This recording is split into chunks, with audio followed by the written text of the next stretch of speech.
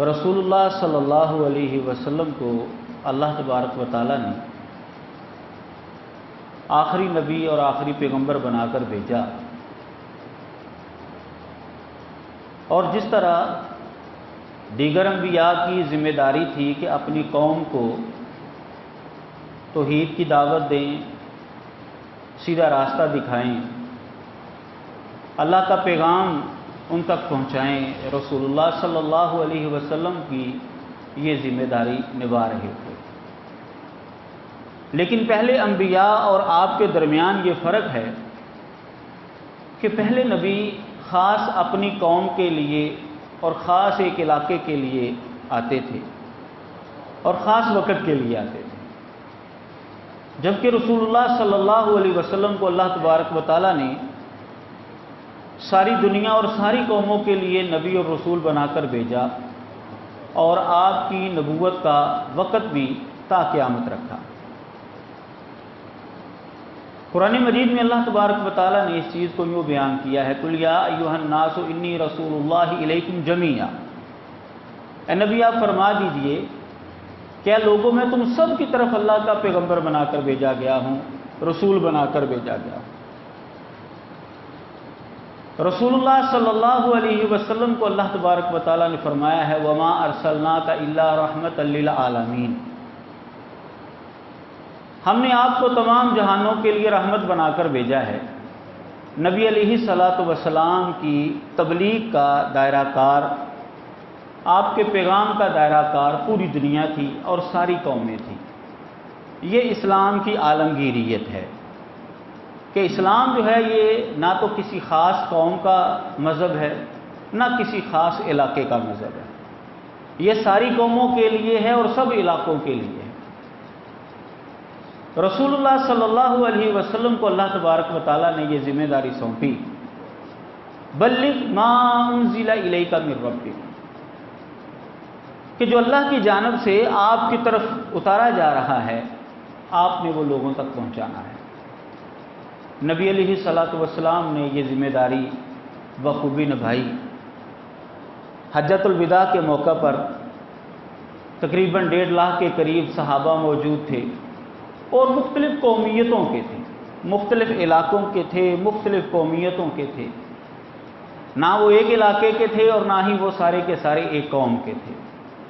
تو نبی علیہ الصلاۃ والسلام نے ان سب سے یہ پوچھا تھا حل بلغت، کیا میں نے اللہ کا پیغام پہنچا دیا ہے تمہیں؟ تو ان سب نے یک زبان ہو کر کہا بالکل آپ نے اللہ کا پیغام پہنچا دیا ہے، آپ نے خیر خواہی کر دی ہے، آپ نے نصیحت کی ہے ہمیں۔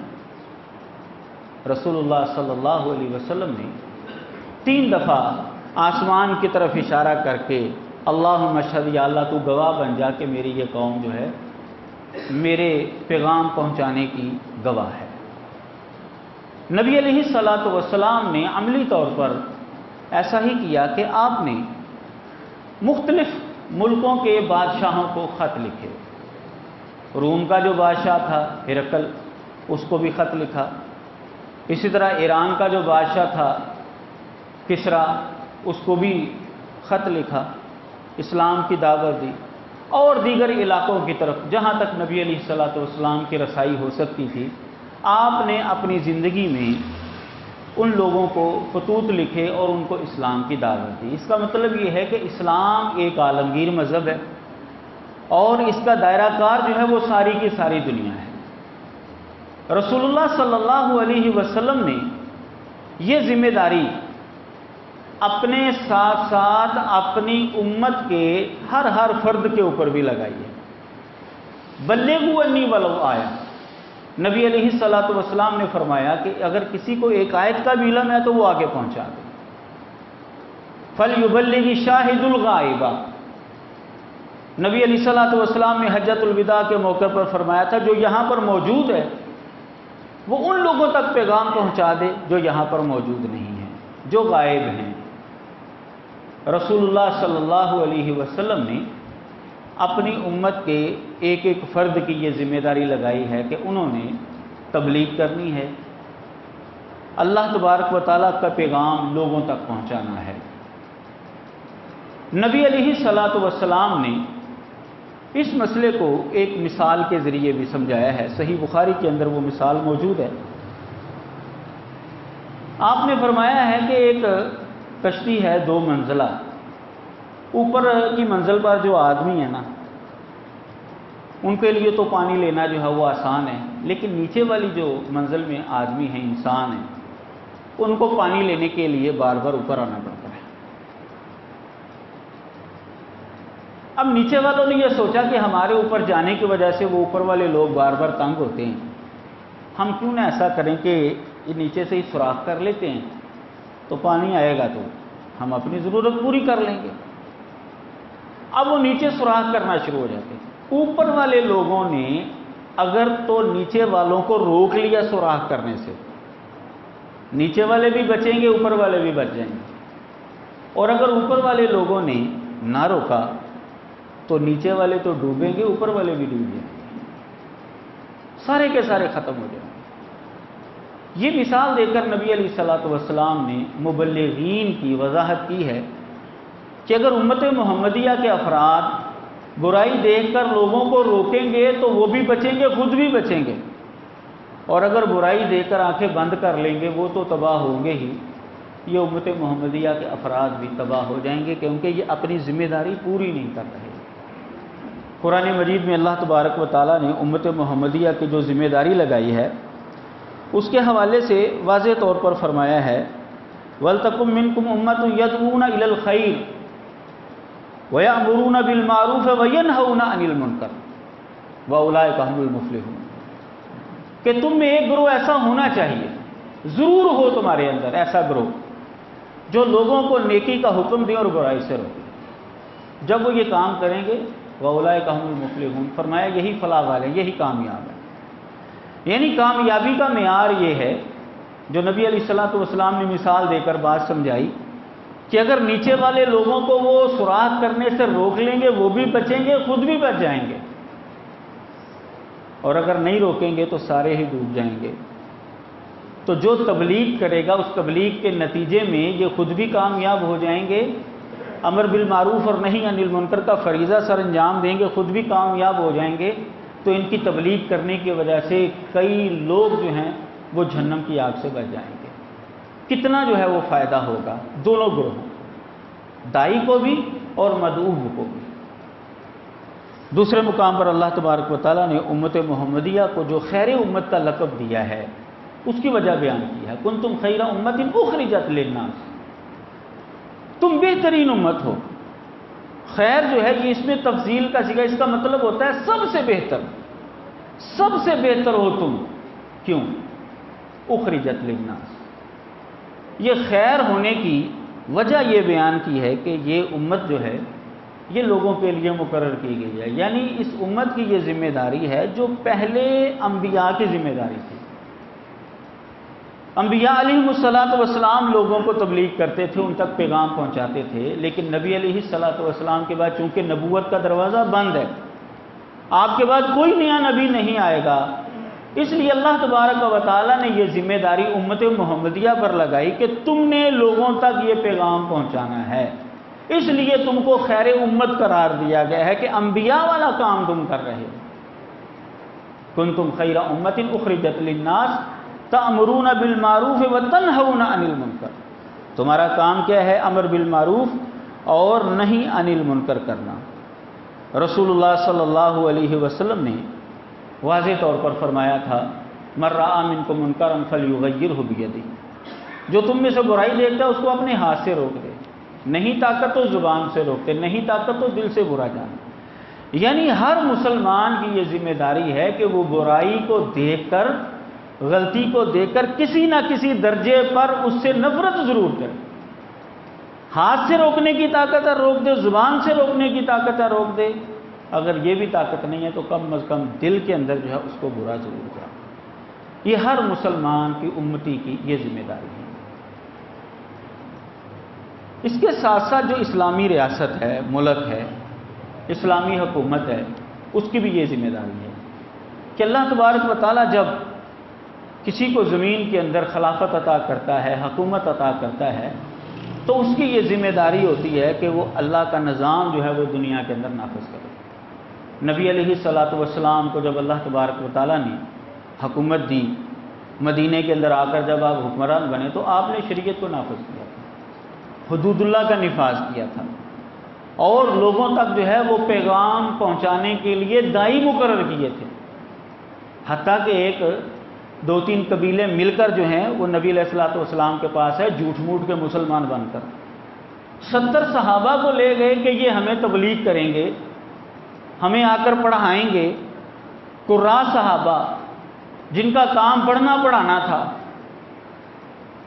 لے گئے ان کو اور جا کر ان کو شہید کر دیا۔ نبی علیہ الصلوۃ والسلام کو بڑی تکلیف ہوئی آپ کو، اتنی تکلیف ہوئی کہ آپ رحمت للعالمین ہونے کے باوجود ان قبیلوں کا نام لے لے کر نمازوں کے اندر قنوت نازلہ کیا، بددعا کیا کرتے تھے آدم کے لیے کہ میرے اتنے قیمتی ساتھی انہوں نے شہید کر دیے۔ یعنی یہ ریاست کی ذمہ داری ہے کہ اسلام کا پیغام پہنچانے کے لیے داعی مقرر کرے اور ایسے لوگوں کو جو ہے وہ مقرر کرے جو دوسروں تک اسلام کا پیغام پہنچائیں۔ یہ اسلامی ریاست کی ذمہ داری ہے۔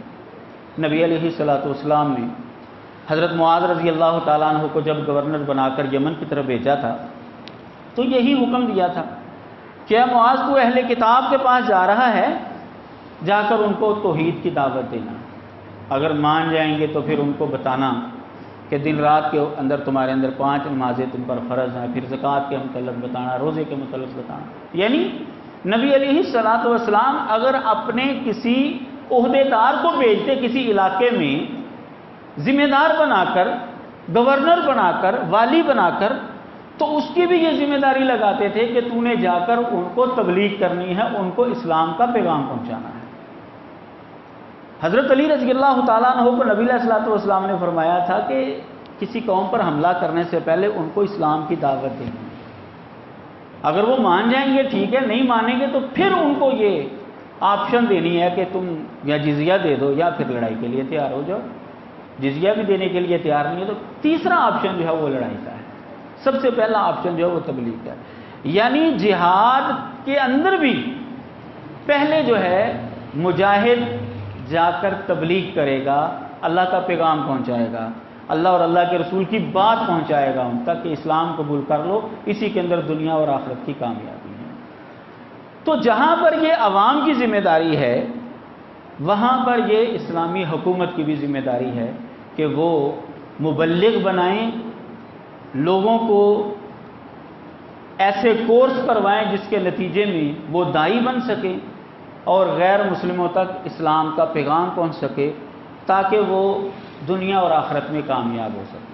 یہ اسلامی ریاست کی ذمہ داری ہے۔ لیکن ہمارے ہاں ہوا کیا ہے، چند دن پہلے اسی ہفتے میں یہ بحث چل نکلی ہے، پاکستان کے اندر ایک قانون جو ہے قومی اسمبلی میں پیش کیا جا رہا ہے، وہ قانون بالکل اسلام کے ان قوانین کے اور ان بنیادوں کے خلاف ہے، اور پیش کون کر رہے ہیں؟ اسلامی حکومت، بلکہ ریاست مدینہ کے دعوے داران، کہ جن کا نعرہ یہ ہے کہ ہم ریاست مدینہ جو ہے وہ بنانے جا رہے ہیں۔ وہ قانون کیا ہے؟ مجوزہ قانون، اس کی شکیں کیا ہے کہ کوئی بھی غیر مسلم 18 سال کی عمر سے پہلے اسلام قبول کر ہی نہیں سکتا، اور اگر 18 سال یا اس سے زیادہ اس کی عمر ہو چکی ہے اور وہ اسلام قبول کرنا چاہتا ہے تو اسے درخواست دینی پڑے گی سیشن جج کے سامنے۔ وہ 7 دنوں کے اندر اندر جو ہے اگر مناسب سمجھے گا تو اس کو اسلام قبول کرنے کا سرٹیفکیٹ جاری کر دے گا، اگر مناسب نہیں سمجھے گا تو اس آدمی کو یا اس خاتون کو 90 دن کے لیے 3 مہینوں کے لیے تقابل ادیان کا مطالعہ جو ہے وہ کروائے گا۔ اس کی زیر نگرانی جو ہے تقابل ادیان کا، یعنی دیگر مذاہب کی کتابیں جو ہیں اس کو پڑھائی جائیں گی۔ 90 دن کے بعد پھر اس سے اس کی رائے لی جائے گی، ہاں جی اب بتائیں کیا اب آپ اسلام قبول کرنا چاہتے ہیں؟ اگر تو وہ کہتا ہے یا خاتون کہتی ہے جی میں اسلام قبول کرنا چاہتا ہوں تو ٹھیک ہے، پھر جج صاحب جو ہے اس کو اسلام کی سند جاری کر دیں گے۔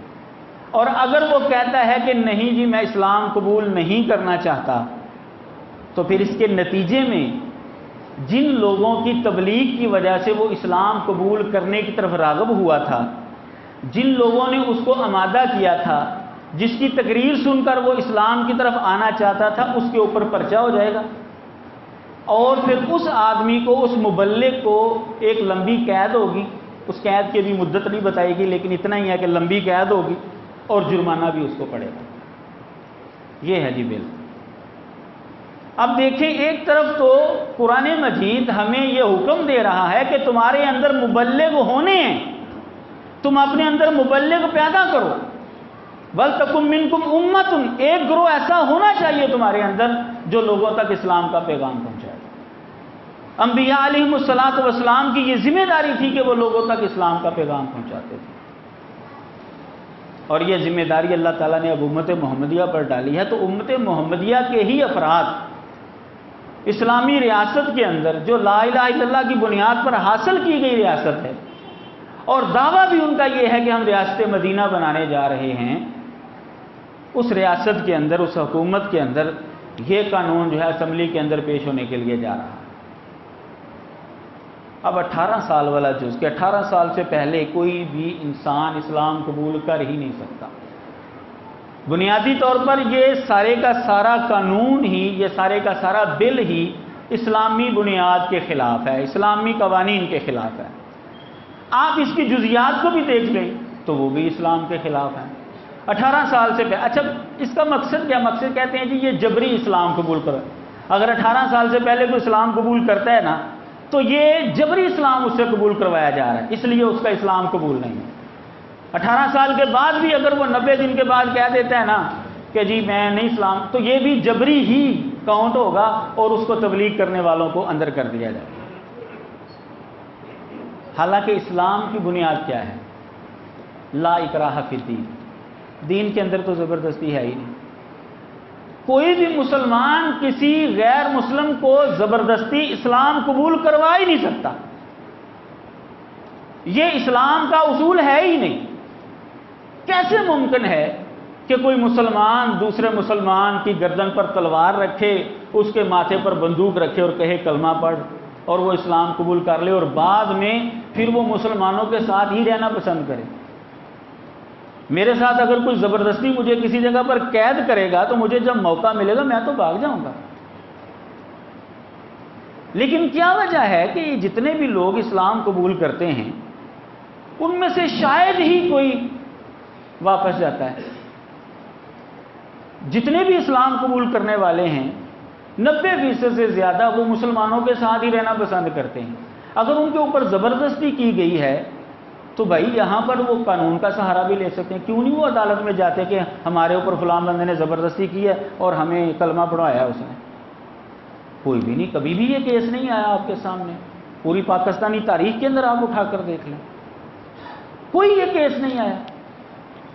یہ شور صرف مسلمان ہونے والے کے گھر والے ڈالتے ہیں، یہ NGOs ڈالتی ہیں، یا غیر مسلموں کی طرف سے پریشر ڈالا جاتا ہے کہ جی یہ روکیں کسی طریقے سے کہ لوگ جو ہے وہ دھڑا دھڑ اسلام قبول کر رہے ہیں، یہ پابندی لگائیں کسی طریقے سے۔ اب گھر والوں نے تو کوئی نہ کوئی بہانہ تو بنانا ہی ہے، NGOs نے تو اپنے پیسے کھڑے کرنے ہی ہیں، وہ اس طرح کی باتیں کریں گے تو ان کو پیسے ملیں گے غیر مسلموں سے، اپنے آقاؤں سے۔ لیکن جس نے اسلام قبول کیا ہے وہ کیوں نہیں عدالت میں جاتا کہ مجھے جی اس نے فلاں بندے نے زبردستی کلمہ پڑھایا؟ کوئی ایک کیس جو ہے اٹھا کر دیکھے، کوئی ایک کیس بھی نہیں آپ کو ملے گا۔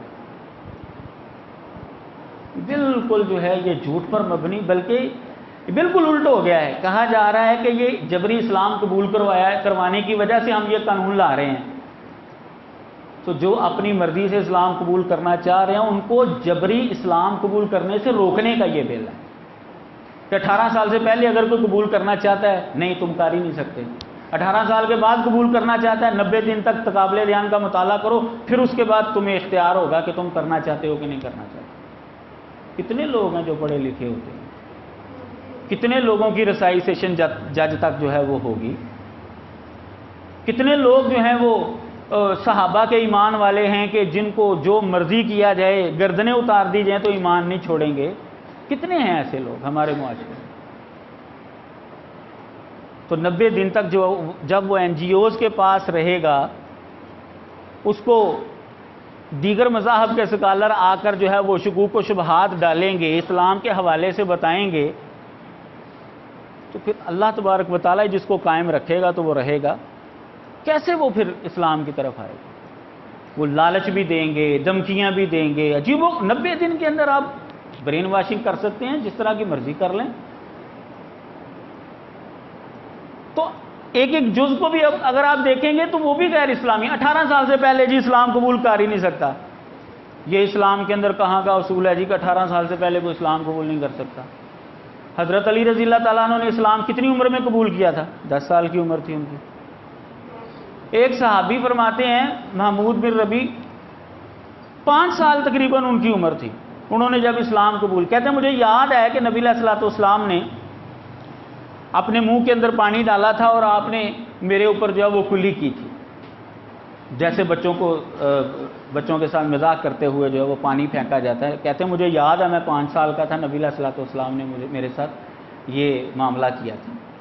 امام بخاری رحمہ اللہ نے باقاعدہ عنوان قائم کیا ہے اور یہ ثابت کیا ہے کہ اگر 5 سال کا بچہ بھی کوئی حدیث بیان کرے تو اس کی حدیث جو ہے وہ قبول کی جائے گی، کیونکہ اس کو یاد ہوتا ہے، اگر اس کو وہ بات یاد تھی تو اس کی بات مانی جائے گی۔ حضرت فاطمہ رضی اللہ تعالیٰ عنہ کی عمر کتنی تھی جب اسلام قبول کیا انہوں نے؟ پیدائشی مسلمان تو یہ نہیں تھے لوگ۔ کتنے آپ کو صحابہ مل جائیں گے جن کی عمریں 18 سال سے کم تھی؟ کیا شرعی اعتبار سے یہ ہماری حکومت فیصلہ کرے گی کہ ان کا اسلام قبول نہیں ہے؟ اس قانون کے مطابق تو بھئی حضرت علی رضی اللہ تعالیٰ عنہ کا اسلام قبول نہیں ہے، پھر حضرت فاطمہ کا اسلام قبول نہیں ہے، دیگر کئی صحابہ کا اسلام قبول نہیں ہے۔ پھر یہ قانون ہمیں یہ بتا رہا ہے۔ اور اگر اسلام کو قبول کر لیتا ہے تو یعنی یہ غیر قانونی ہے، اگر 18 سال سے پہلے کوئی اسلام قبول کر لیتا ہے یہ غیر قانونی ہے، اس کے خلاف بھی، اور جو کروا رہا ہے اس کے خلاف بھی۔ تو اب دیکھیے یہ نبی علیہ الصلوۃ والسلام پر ڈائریکٹ زد جا رہی ہے کہ پیغمبر اسلام علیہ الصلوۃ والسلام نے 10 سال کی عمر میں حضرت علی کا اسلام قبول کیا تھا، اس قانون کے مطابق آپ نے غلط کام کیا، نعوذ باللہ من ذالک۔ حضرت فاطمہ کی عمر جو ہے وہ چند سال تھی، اس قانون کے مطابق آپ نے غلط کام کیا، نعوذ باللہ۔ اور کئی صحابہ کا اسلام آپ نے قبول کیا، یہ غلط کام کیا اس قانون کے مطابق۔ اب دیکھیں اس قانون، اگر یہ قانون پاس ہو جاتا ہے تو اس کا نتیجہ کیا نکلے گا کہ نعوذ باللہ رسول اللہ صلی اللہ علیہ وسلم پاکستانی قانون کے مطابق مجرم ہے، نعوذ باللہ من ذالک، کیونکہ آپ نے چھوٹے بچوں کا اسلام قبول کیا ہے، مانا ہے آپ نے۔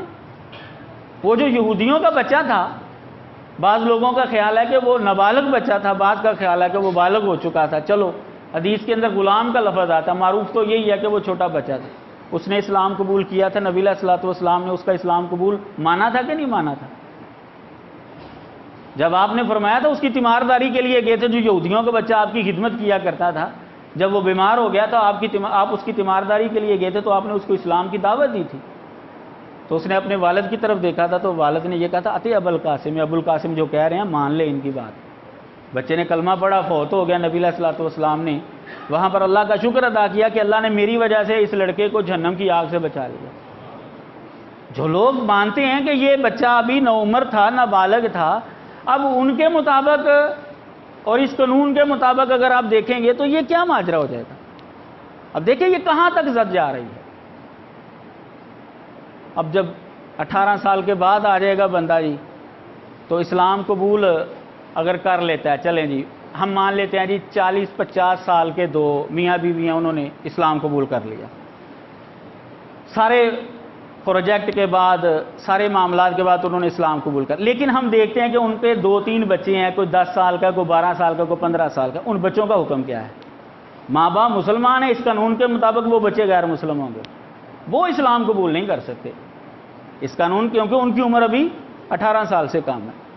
وہ ماں باپ تو مسلمان ہو گئے ہیں لیکن ان کے بچے غیر مسلم ہی شمار ہوں گے۔ یہاں پر یہ معاملہ بھی پیش آ جائے گا کہ اگر یہ 90 دن کی تحقیق کے اندر بندہ جو ہے اس نے ظاہر ہے اسلام پہلے قبول کر لیتے ہیں، سند لینے کے لیے بعد میں جاتے ہیں، تو اب اس نے اسلام تو قبول کر لیا، اب 90 دن جو ہے وہ معاملات ہو رہے ہیں، وہ تحقیق کر رہا ہے، 90 دن کے اندر اندر وہ خاتون یا وہ آدمی جو ہے وہ فوت ہو گیا، اس کا جنازہ پڑھایا جائے گا، عیسائی پادری کو بلایا جائے گا، ہندوؤں کے مطابق اس کو جلایا جائے گا، سکھوں کے مطابق یا جلایا جائے گا، کیا کیا جائے گا اس کے ساتھ؟ کیونکہ قانون کے مطابق ابھی تو وہ کسی مذہب کے اندر نہیں ہے، نہ وہ مسلمان ہے، نہ وہ عیسائی ہے، نہ وہ ابھی، کیونکہ ابھی وہ مطالعہ کر رہا ہے۔ کیا ہوگا جی اس 90 دن کے اندر اندر اگر وہ مر جاتا ہے تو کس طرح اس کے ساتھ کیا جائے گا؟ اس کی آخری رسومات کیسے ادا کی جائیں گی؟ اچھا اگر وہ اسلام اس نے قبول کر لیا ہے، 90 دن کی تحقیق کے بعد وہ کہتا ہے جی چلو جی میں اسلام قبول نہیں کرتا، مرتد ہو گیا، اب یہ مرتد ہونے کا گناہ کس کے ذمہ جائے گا؟ حکومت کے ذمہ جائے گا، اور اسلام کے اندر مرتد کی سزا قتل ہے، لاگو کریں گے یہ اس کو قتل کریں گے؟ کبھی بھی نہیں کریں گے۔ دو دو تین کتنے کتنے جرم جو ہیں وہ اکٹھے ہو رہے ہیں اسلامی اعتبار سے، مرتد کرنے کے اندر بھی یہ کوشش کر رہے ہیں، اور اگر وہ مرتد ہو جاتا ہے تو اس کی سزا بھی اس کو نہیں دے رہے، جبکہ اس کے برعکس جب یہ قانون پاس ہو جاتا ہے تو جتنے بھی مبلغین ہیں اسلام کی دعوت دینے والے پاکستان کے اندر، وہ ظاہر ہے گھبرا جائیں گے۔ سیدھی سی بات ہے، ہمارا ایمان تو صحابہ جیسا نہیں ہے کہ تلوار بھی ہماری گردن پر رکھ دی جائے تو ہم جو ہے گردن اڑانے اپنی اتارنے کے لیے تیار ہو جائیں اور یہ پیغام جو ہے وہ نہ چھوڑیں۔ ممکن ہے کتنے لوگ جو ہیں وہ پھسل جائیں، کتنے لوگ جو ہیں وہ دبک جائیں، کتنے لوگ جو ہیں وہ فیلڈ ہی چھوڑ دیں، یار یہ کیسے ہم ان کو تبلیغ کریں گے؟ اگر اس نے کہہ دیا 90 دن کے بعد میں مسلمان نہیں ہونا چاہتا تو میں تو گیا لمبی مدت کے لیے جیل میں، جرمانہ جو ہے وہ الگ مجھے دینا پڑے گا، کیا بنے گا میرا؟ 5-7 سال بھی قید، 10 سال بھی قید اگر ہو گئی تو 10 سال کیا کروں گا میں؟ ہمارا سارا وہ گھریلو سسٹم بھی تباہ ہو جائے گا، میری زندگی لمبی ایک چیز جو ہے وہ ذہن کے اندر آ جائے گی۔ تو یہ حقیقت میں یہ اسلام کے خلاف، بالکل سراسر اسلام کے خلاف یہ قانون جو ہے وہ پیش کیا جا رہا ہے، ایک رتی برابر بھی اس کا اسلام کے ساتھ کوئی تعلق نہیں ہے۔